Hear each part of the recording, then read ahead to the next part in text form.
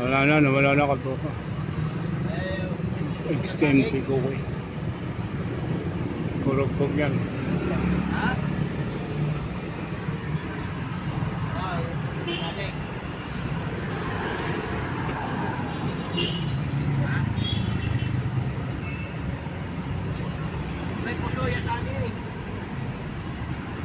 Katropa, ito ang sitwasyon po ng Bilona katropa. Medyo ma-traffic pero tuloy-tuloy naman po katropa. Ito, ayan. Yung galing po yan ng Project 2-3, papunta naman po dito ng East Avenue Hospital. So, left side ka, going to Itza. So,